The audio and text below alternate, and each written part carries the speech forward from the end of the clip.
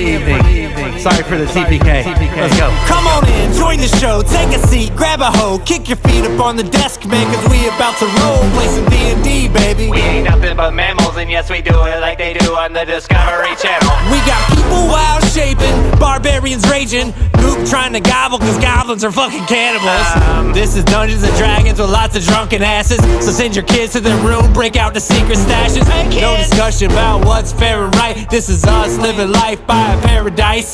So step on down to our lair of mice, face stepping right through your screen into paradise. Yo!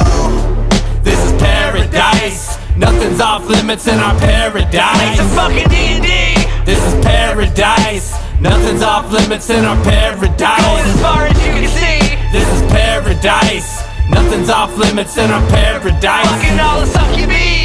This is paradise. Heretic, I think you meant succubi. I know what the fuck I meant. Roll for initiative. So, what was Adavei doing before the party found him? Let's flash back. This time on PairODice. After being extremely disturbing to the life in the town with your drunken antics, Charity has sent you to the Etheram, it's called. You would know this to translate to mean the journey of the sinful. After a short trek through the woods, you find yourself at a tall waterfall at the base of it. Behind the waterfall, you can see a small cave opening. You would know this to be the location that you were heading for. You go ahead and walk straight behind this waterfall and climb up to the cave opening, and you find a door. On top of the door is a sign. It's written in a weird language that you would know as the maiden's tongue, but you don't know how to read it. This is never bothered to learn. Do you want to open the door and head inside? I would like to open the door. Okay.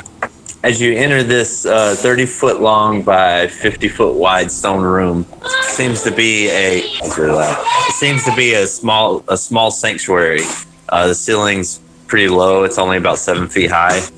Anyone taller would probably have a cramped neck in there. It looks to be naturally carved stone on the wall that you came in from, but the other 3 walls in this room are smooth and very purposeful. There's a door centered on every wall. There's a few small pieces of carpet scattered around with incense and candles burning. They look to be spaces of worship.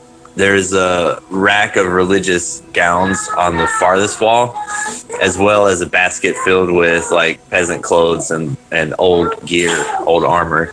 There's a small stone basket that sits directly in the middle of the floor with some coins and blood in it. And there's a high elf dressed in religious black and red robes.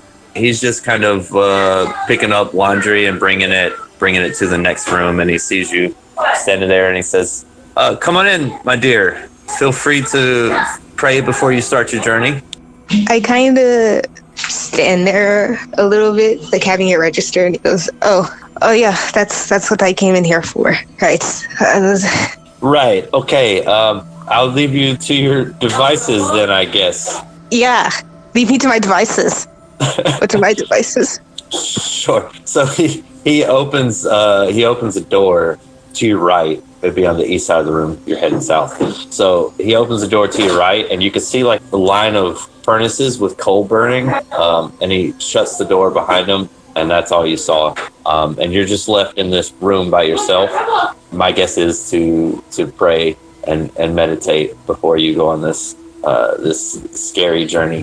But it's up to you what you want to do. Yeah, I'm trying to see what Adavei think to pray at this moment.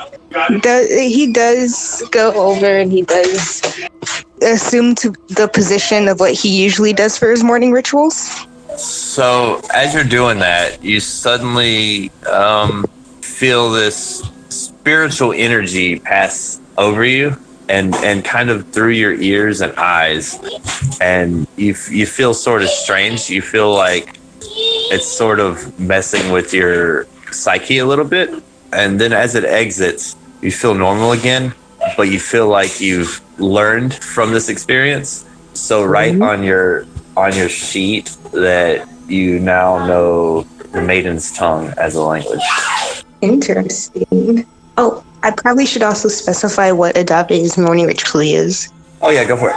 Which is he takes the, it kind of takes the bowing position, taking out this, it's like a fall leather strap that he's made. Yeah. And counts 9 lashes in tribute of Leviatar's 9-tail. And after he's done, he takes this almost like a reddish type paint, this stain that he would draw over the welts that would rise, but since he's a little intoxicated, it's kind of not like as stable as a hand he probably would have had. So it looks kind of messy, but at least it does the thing. It does the job.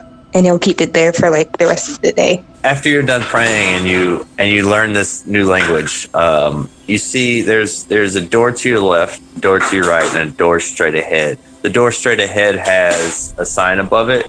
You couldn't read it before, but now you realize in Maiden's tongue it says, "This is the way." And then to the left of that door is a set of robes, and there's a sign above those robes that say, it pretty much tells you to put on those robes and discard your stuff in the laundry basket to your right. He will do exactly that. Obviously, your weapons can go with you. It's just the clothing you have to change. I'm fine dropping the weapons. Oh, you are going to drop the weapons. Okay. What am I going to do with a whole -1 damage? Yeah, right. Oh, really? That's all you got? Unarmed strike is -1? Oh, God. Okay, so as you leave everything behind in this laundry basket, the robes are black and purple robes. They're they're like hooded robes. You put on these robes. Do you want to head through the door where the sign says to go, or do you want to do something else? Can Adavei look around, just kind of take in his surroundings as much as he can? Of course. The laundry basket it's almost full. It's about 5 feet tall. It's made of, it's just a wooden basket, but it's a taller one. Is the guy around? The guy left through the door from where you're looking. It'd be on the left, so on the west side of the room. Yeah, Adavei would like to go and look through the clothes basket. Most of the clothes in there are like just peasant garbs. There's not really like a whole lot of armor. You do find a few sets of chainmail, just kind of laying about. You don't see anybody else's weapons or anything. And there's nothing of like material value or something that would be like value to Adavei. Not that you notice. No, everything seems to be just random outerwear that's been thrown in this basket, not collected yet. I've spent like 3 minutes going in this. Is fucking useless. And he goes up. All right. As you exit that room, as soon as you open the door, you feel like a strong breeze that escapes the next room. With the breeze comes an immense heat. As you notice a red glow to your right, it seems there's a small pit of burning hot coals about 60 feet long, traversing the length and the width of this room. Just past that is a small 15-foot ledge and a door to move forward. You see runes etched in the ground near the edge of both sides of the pit. Would I might know what those runes are? Can I roll something for it? Yeah. Roll an Arcana check. 24. 24. Yeah, you know these runes to be teleportation circles. Ooh. With that 24, you would also notice that some of the inscription is wrong on these arcane circles, and could probably deduce that using these might cause you a sickness from the teleportation that might cause you to feel a little bit under the weather after. Not put back together properly on the other side. Maybe like a traveler sickness, a teleportation sickness type thing. It's probably not something I want to use, so just gonna disregard it. It's not whoever uses that is not my issue. You also can see there's slits at the bottom of the wall to your right, where you saw the guy go into that furnace room. It looks like somebody's pushing more hot coals into the room from some small openings at the bottom of the wall. I could go up. Can Adavei go up and it's like, hey. Hey, I'm not supposed to talk from back here. Whatever. What does this room do? Yeah, you just walk through the coals. It's a ritual. That's it? A thing. Yeah, I mean that's part of the journey. Yeah, thanks. Sarcastically. So useful. Oh, thank you for that's the wonderful few seconds of my life. Hey, that's what I'm here for. I'm not supposed to help. I might get punished. So we'll just pretend like this didn't happen. Whatever. All right. I'm gonna go over here now. Yeah, you sure go. Get out of here. Fine, I'm gonna leave. Great. Probably See you later. Not. Bye. He stops responding. Adavei will curse under his breath and he'll inspect the coals.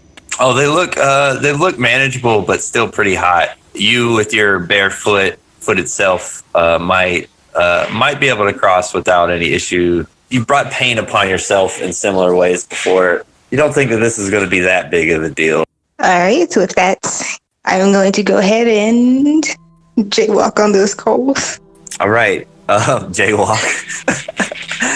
So as you step on the coals, you're like this heat is kind of rushing through your body. You can feel it as soon as you step on. The skin on the bottom of your feet are a little bit callous, but not quite enough to resist the pain. I need you to roll a con save. Now that I'm thinking about it, it's actually kind of smart if I had a high constitution. Yeah, it would be kind of smart, but it's okay. Natural 20. All right, natural 20. With that natural 20, you're going to walk across this and only take half the damage. You're only going to take 1 damage, fire damage, as you cross this pit of coals. I like to imagine that Adavei is like crossing, but he's also looking over like where he was talking to the guy with like scorn. Yeah, he's like, this motherfucker, ow, this motherfucker. Just doing my job. Fuck you. Oh, okay. All right, so after painstakingly crossing these coals, you get to the other side. You see the rune where you assume that the other rune would have teleported you to, and you find another door. It's an iron door that leads straight ahead. Sus. Very sus. There's a sign on the wall that says, "Continue forward and find your glory through pain." Glory through pain. Pain is glory. He'll pass through. To your right is the door that says, above the sign says divination room. To your left is a long hallway. To your right is the door. There's a sign that says divination room, and there's a torch on the wall. To your left is a long 60-foot hallway that starts at about 10 feet wide and gradually gets narrower to what seems to be about 5 feet at the end. The walls are lined with sharp blades that jut out in every direction. They're each about a foot out of the wall. It looks like you could turn sideways, and if you're really careful, you can avoid being cut. I want to check out the divination room first. As you walk into this divination room, it's a small room with a desk on the far wall. The desk seems to have a few books, and on the back of the chair, there's some robes. What do the robes look like? Same as the ones you're wearing. There's also a few pieces of quilt laid down for more praying and whatnot. Let me check out the desk. Is there anything like in particular that sticks out?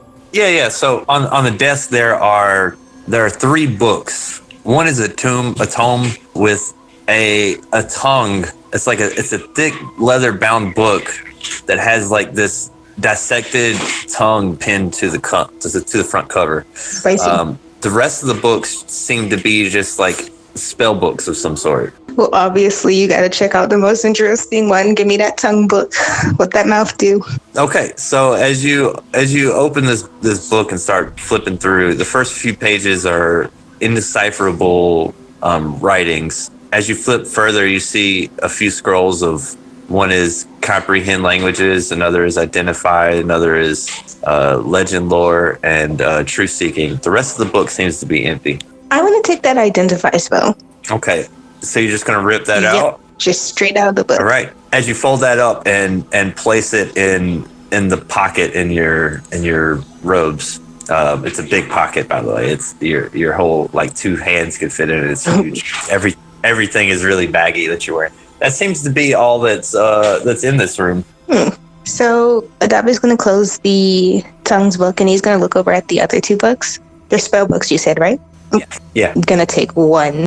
Okay. As you pick it up and you just quickly thumb through it, you realize that the spell book is completely empty for whatever use you want. How dare they? I've been bamboozled. Well, there's no use in an empty spell book. What am I going to do? Write spells in it that I already know? Look, I'm just going to put it. Okay. You put it back? It's going to be slightly off tilt, slightly off center, just to be an ass. Okay. All right. I just have to. You're leaving your crumb trails here.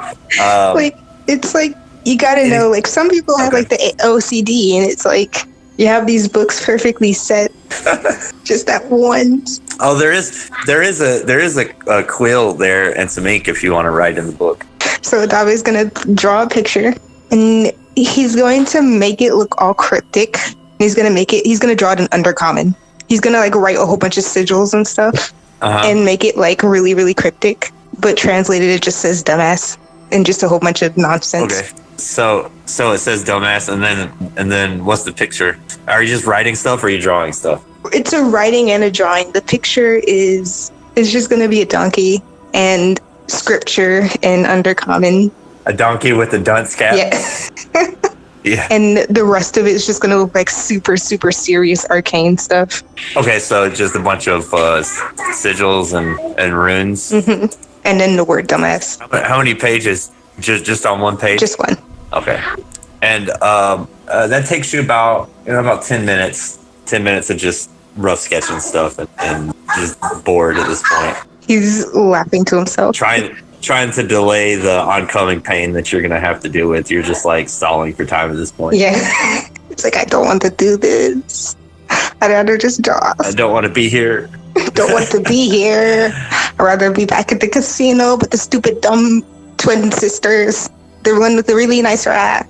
I hate this, and I hate this map, and I hate this place.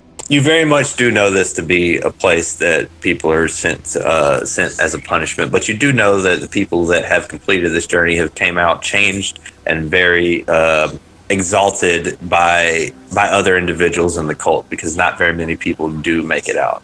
Yeah, because they're losers. Yeah. All right. That seems to be everything in this room that you checked out. Is there anything else you'd like to do while you're in here? No, I think I got everything. I did everything. Okay, don't forget to add your identify spell to your materials. Yeah, I will. Okay.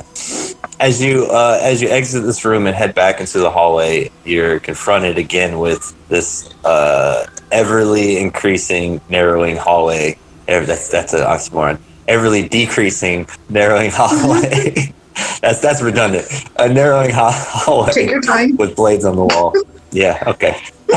Like I said, I just woke up. The blades seem to be really sharp. There's still a bit of like dried blood on some of them.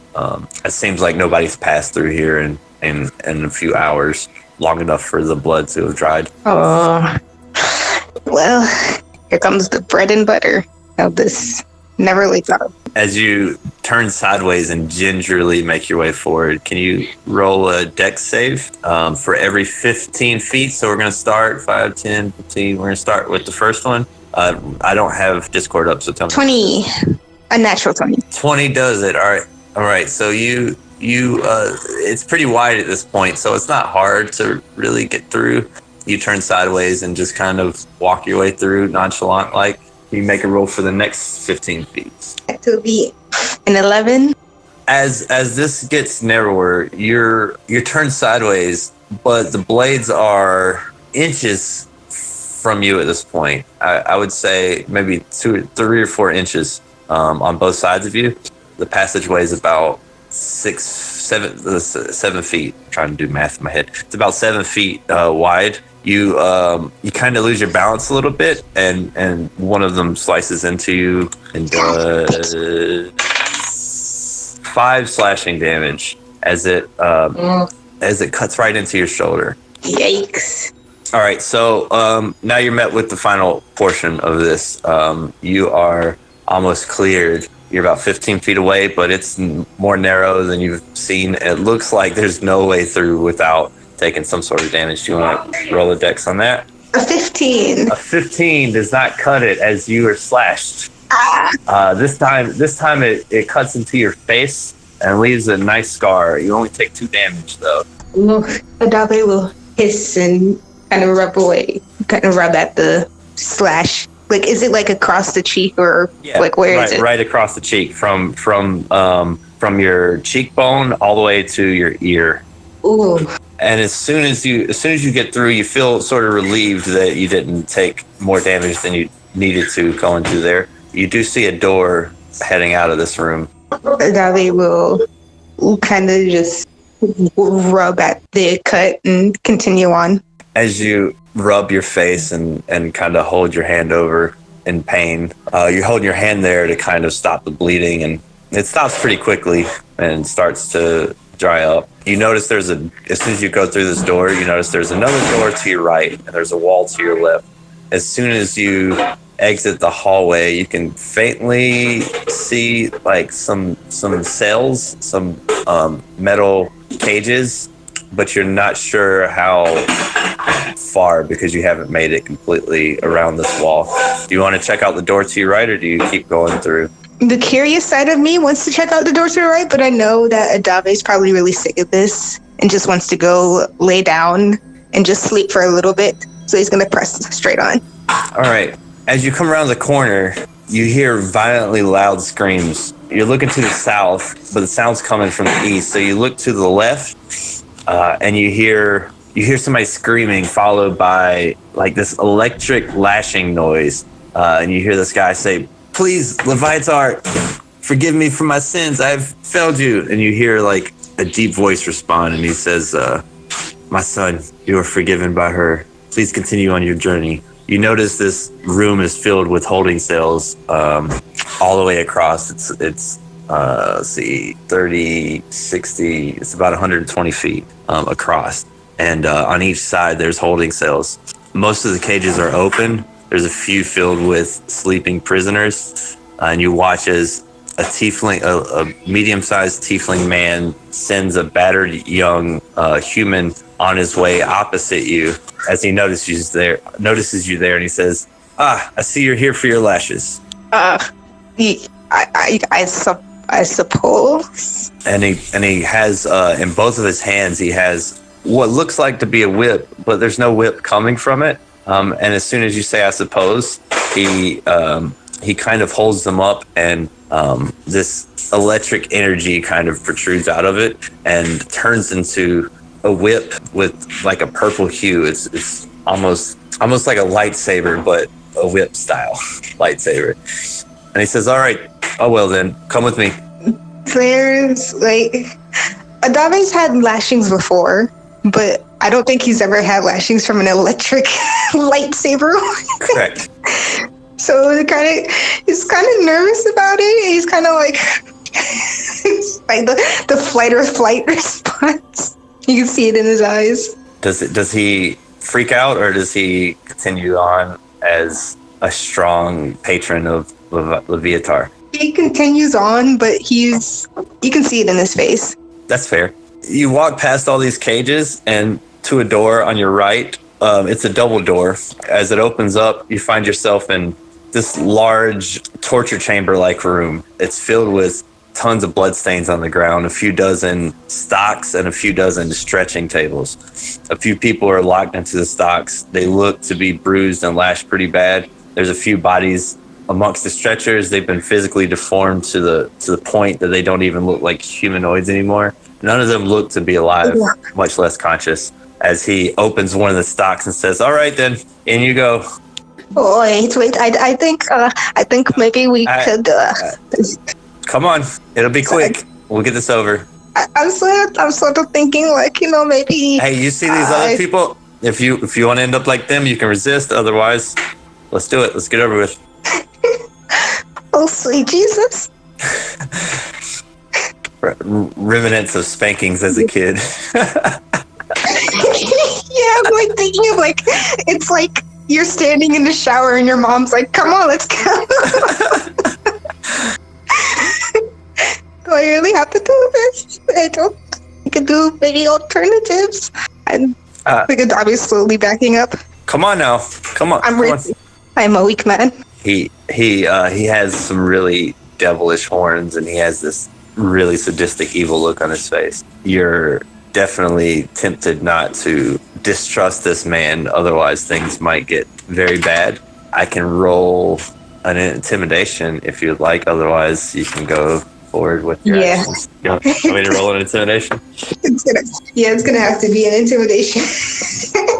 I'm missing a d20. Hold on. That's low. Let me see what his modifier is. Okay, yeah, go ahead and roll against it. So roll that's good enough. 24. Yeah. He looks he looks intimidating to most people, but to you he's just another pain giver, as you would call them in your church. You've communed with a lot of pain givers in your day, and you know them to be just regular people that are sentenced to a life of dishing out this sort of atonement. So you're not really intimidated by it. I was going to argue that Adavei is even more intimidated by it. More intimidated? Because, like, the intimidation is, like, basically pushing Adavei to get it over with. But if he's, like... Well, I mean, you're less intimidated, but you might be persuaded by just the idea of who he is. It's up to you what Adavei would do. Like, you don't have to modify things to make things easier for me, if that makes any sense. Because what I was thinking, Adavei's gonna go in, but what I was thinking is like, because since he's like trying to intimidate Adavei into going in the first place, it's like, well, your intimidation failed. Now Adavei's gonna, in his drunken state, try to run. Okay, so you're gonna try to run? I mean, I already said he went in. Yeah. Do you want to try to run out of there? I mean, I'm kind of scared what the repercussions are. However,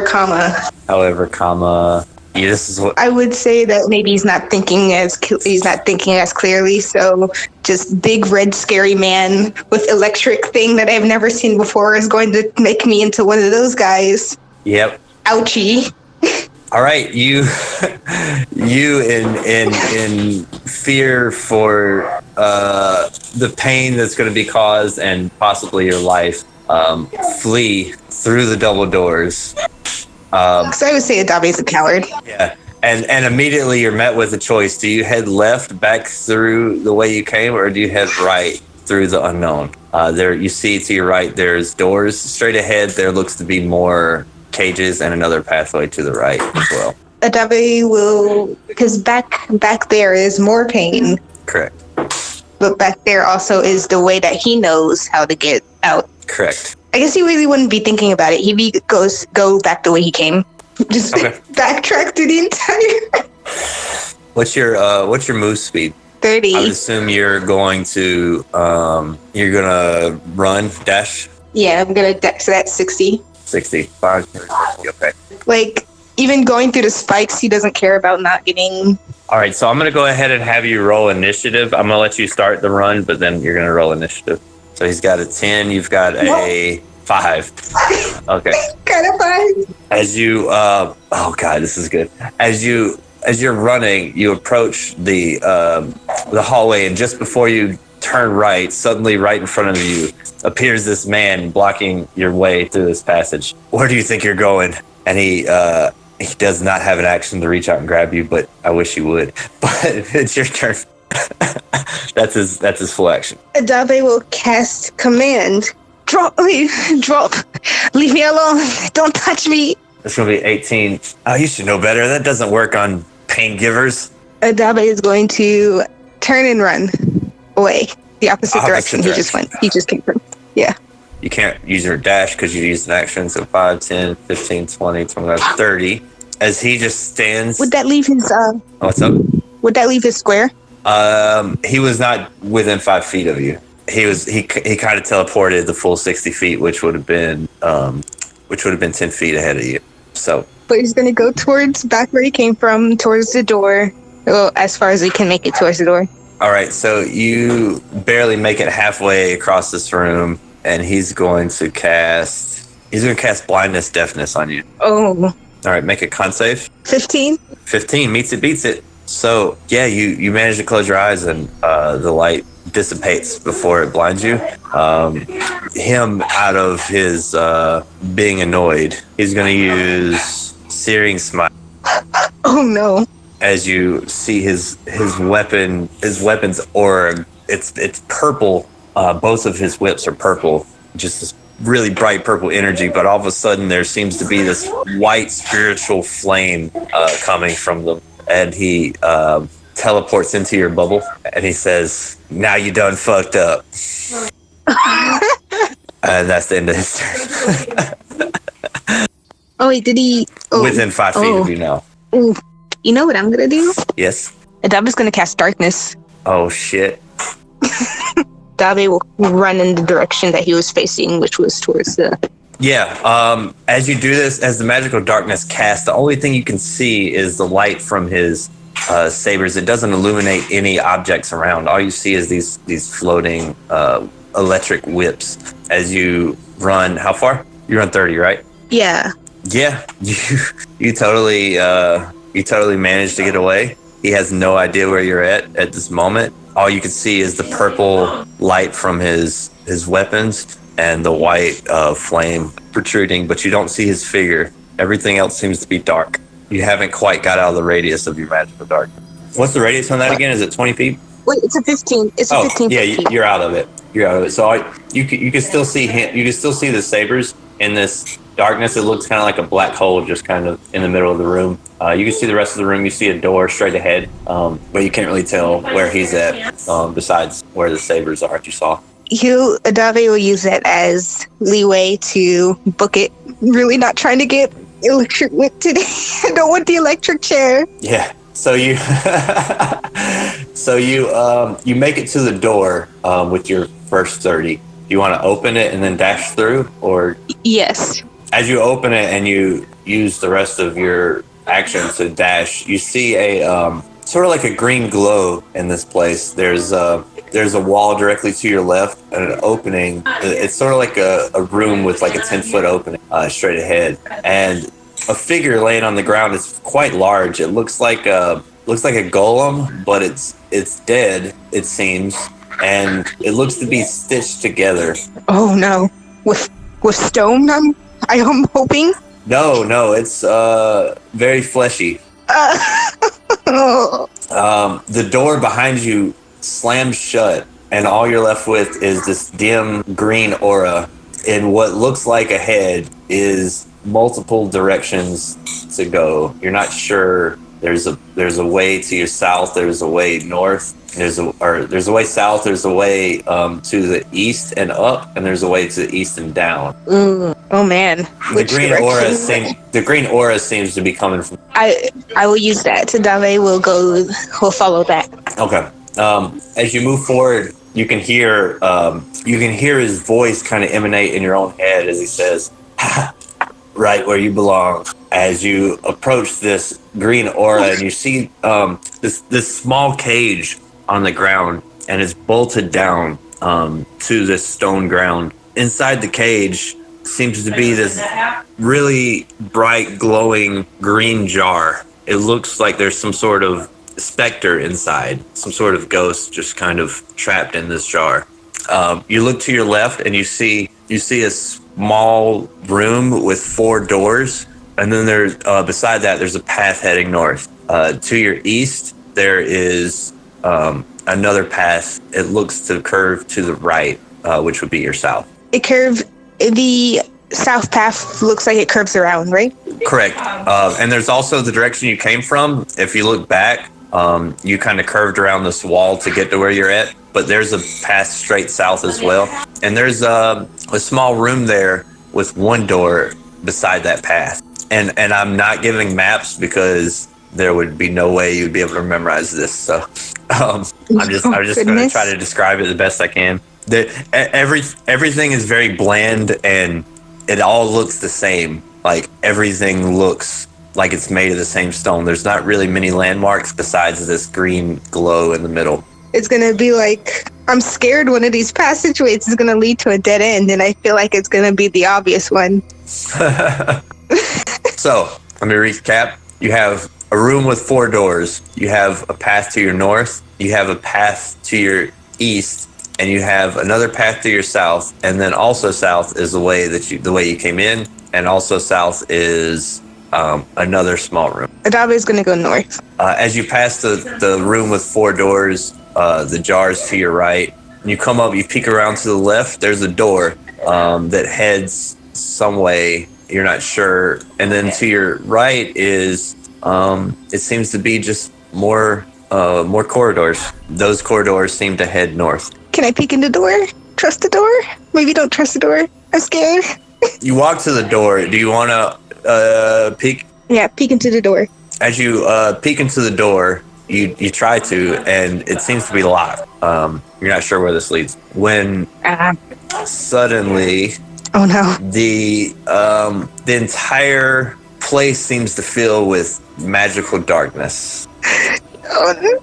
And at this point, you can merely feel around. Seeing's not much of an option, as the torches on the walls just seem to go out, and what would normally be dark light, what you can normally see in, seems to be much darker. Oh fuck, oh fuck, oh fuck, oh fuck. And you feel around towards the wall, to the edge of the wall. Maybe try to look for the south pass. All right. As you're feeling around, you feel a cage on your left side, and on your right side, you just feel a wall. There's an opening directly in front of you. Run through the opening. All right. You find yourself at a wall that seems to go left and right. You're not much sure which direction's which. You've kind of lost all sense of cardinal direction at this point. So I'm just gonna start picking random directions. Okay, go. Right. As you go right, you find yourself at another wall that stops your journey that direction. Ooh, is there another door too? Is there another door? Or is this? No, this is a dead end. Oh goodness. As you're feeling around the wall, on the wall to your right side, you feel a few doors. You can feel their handles. They seem to be loose. Push through it. As soon as you open this door, the magic darkness seems to have dissipated. You see, sitting in a chair, a man. He's got his hands tied behind his back, and he's got like a double-sided fork vertically between his chest and his jaw, and it's strapped on with a neck strap, like a leather strap on his neck. It looks like if he was to lean his head forward, it would penetrate straight through his skull and his chest. He looks to have been sitting there for a while. You're not sure if he's alive or dead. This is a really small room. It looks like just enough space, maybe almost like a prison cell, but without the gates. Just a small little closet. Excuse me, are you a corpse or are you actually a person? No response. Could I untie the fork thingy? Sure. As you take the fork off, you can feel some sort of like magical energy on the fork. You're not sure if he's dead or alive at this point, but he's definitely unconscious. Can I make a medicine check to see if he has a pulse or anything? Yeah, roll medicine. Okay. 18. 18. Yeah. He's definitely dead. It looks like the fork has pushed into his jaw enough that's caused bleeding, and it looks to have bled out. You still have the double-sided fork. You would know they're called heretics forks. You would know. Nice. No, it's the actual thing. They're used on people that are heretics, that prevent them from talking or sleeping. It's supposed to be a punishment for bad-mouthing a god. You've heard that sometimes if people were tortured with such items, sometimes their spirit would linger inside that object and enchant it, sort of, but you're not sure if that's the case in this situation. Adavei will check out the fork and decide to keep it anyway. All right. You notice now that the darkness has fled, there's 3 other doors attached to this room on the outside. I think as Adavei silvered up a little bit after realizing what's going on. I apologize, it's about to get loud. What does Adavei want to do now that you've figured out this man's... Go through the second door a little less. Okay. It's like, I'm gonna get in so much shit. This is going to turn out nothing but bad for me. As you open that door, you see a man, an orcish man. He's got a dagger in one hand and cuffs attached to the wall on the other. He's wearing a necklace. It looks like his hand has been cut off with the dagger and his hand's laying on the floor, but his arm is still shackled in. Is he alive? You're not sure. Is it another corpse? Adavei would like to take a look at the dagger. Just believe it, like this is just an order corpse. Yeah, the dagger is covered in blood. It looks like he took the time to really cut into his hand. He looks really pale compared to most, or like a green pale compared to most orcs. The dagger doesn't look anything special. You do notice the necklace that he's wearing. You would recognize this as sort of a pendant that was used to prevent death from wounds. Oh, Adavei, I guess realizing this, will go up and kind of poke the half-orc with the heretic's Oh, torque. God. He does nothing, but all of a sudden, you feel this sort of whoosh of magical energy come from the center of this labyrinth, and you see the hand on the ground begin to crawl towards you, one finger at a time. Adavei will fall on his ass and he'll try to... As you fall prone on your ass, we're now in initiative, so we're going to treat it like such. But you get the first move here. I want to fucking kick it. You're on your ass outside of the room. You kick it, and the room to your right, the door swings inward, and down drops another hand, and you see that hand sort of crawling out. So you have a hand directly in front of you and one directly to your right. They're both within 5 feet, but the one to the right is 5 feet back. And you hear this roar coming from the wall behind you. It sounds like a golem would sound. Spirit Guardians. Spirit Guardians? What does that do? Hold on. It's basically a, Moonbeam. Uh-huh. That, but on the ground. Okay. And also, since Adavei is evil, it's necrotic damage. The hand to your left falls unanimated again. The one to your right seems to be still up as he lifts a finger and kind of shakes it at you. You hear roaring from the walls behind you in sort of pain and agony. How much damage was that, by the way? It was 15. 15, all right. As that one hand that's closest to you, is that your turn? I forgot to ask. Yes, that is my turn. Okay, as the one hand that's to your right diagonally moves in your direct pathway, he is going to reach up to claw you as he jumps up onto your face. You have this severed hand directly in your face. The blood from your scar earlier prevents it from gripping in as it slides right back down to the floor. And you hear stomping coming from below you. Ooh, from below? Not below, but like beneath, like south of you. Oh. And that is all that you notice at the moment. This hand is standing in your direct path to your east, and you just hear the stomp coming from the south on the other side of this wall. It sounds like it's getting slightly farther away. That's a good thing for me, right? Yeah, it's south of the wall, but it's getting farther away to the east. So it might not be that great of a thing. Can I look for, is there any, exit way that I could take? Right. If I were to... Right now, you are boxed in, essentially. The only way out of this corner is past this hand or into one of the rooms where you could shut the door and hide and cower. Oh boy, do I love me some cowering. Adavei will toll the dead on it. It needs to make a wisdom saving throw or take 8 necrotic damage because it's been injured already. Oh, has it been injured already? That one didn't get injured. Wait, did it take half? Oh. Was it Yeah, half? It takes half. Oh, it's dead then. It fell to the ground. Oh. Yeah, my bad. I thought it was fail. Yeah. Nah. Yeah, it's flat. My bad. Then Adavei will go... No, you're right. Adavei will go hide and cower. You're gonna hide and cower in the room with the guy that has his hand chopped off? Yeah. Okay. As you At this point, missing hand corpse is the least of my concern. Yeah. As you run in there and you the room's small. It's only about 10 feet deep and about 5 feet wide. It's almost like a closet. You're in there with a dead body on the ground, you shut the door, and that stomping seems to have ceased, and you hear a voice. Oh, my dear, so weak you are. Are you ready for your lashes? No! I want to go home. I want to go home, back in the hotel.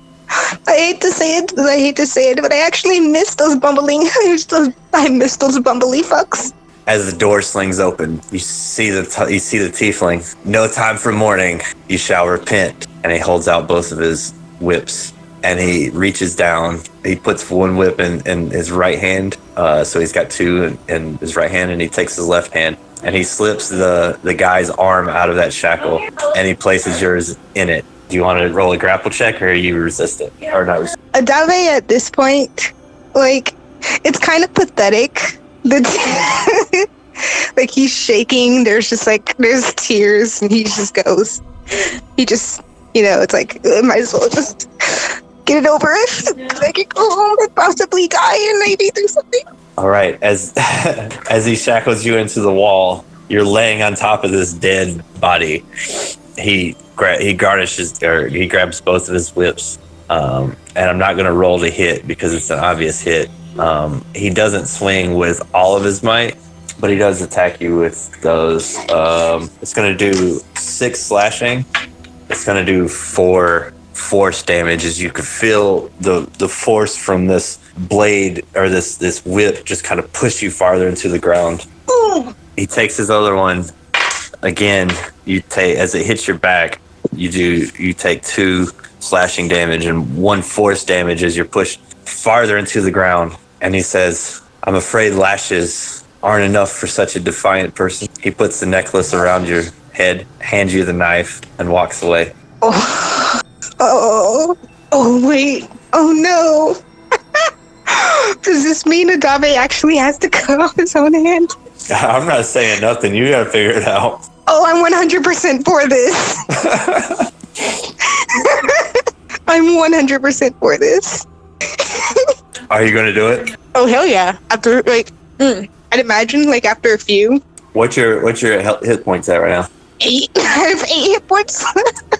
So you can't really afford to lose much more blood. So here's what I'm gonna say. As you begin to cut through your hand, I need you to roll a con save to determine if you pass out or not. Consider what I was going to do. First. Okay. Adavei's not going to use the knife. Okay. Adavei's going to use vampiric touch on himself. Oh, okay. And I don't know, maybe we can flavor it like it's like rotting off the hand instead. Okay. I'm perfectly okay with that. So roll damage on that vampiric touch. I assume that. Oh wait, hold on. Let me see. The real question is, I've got to look at my notes and decide. Okay, I'm not going to say it yet because it might flavor what you do. But go ahead. No, here's the issue. Because it's 3d6. But okay. So what the spell says, you can siphon life force from other creatures to heal your wounds. Make a melee spell attack. The target takes 3d6 necrotic, and you regain hit points. So does that mean? That means you can steal hit points from your hand. Still, I want to flavor it like it's like shutting down the function to the hand to where it just kind of rots off. Okay.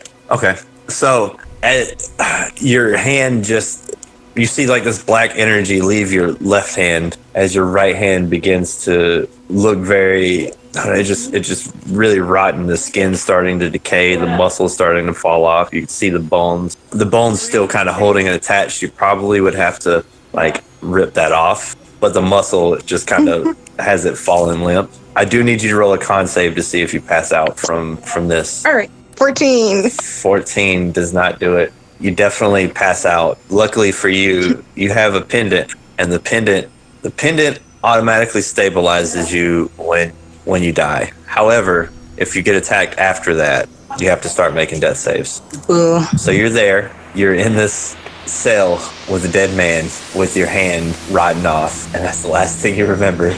Well, that was quite the journey. Join us next time on PairODice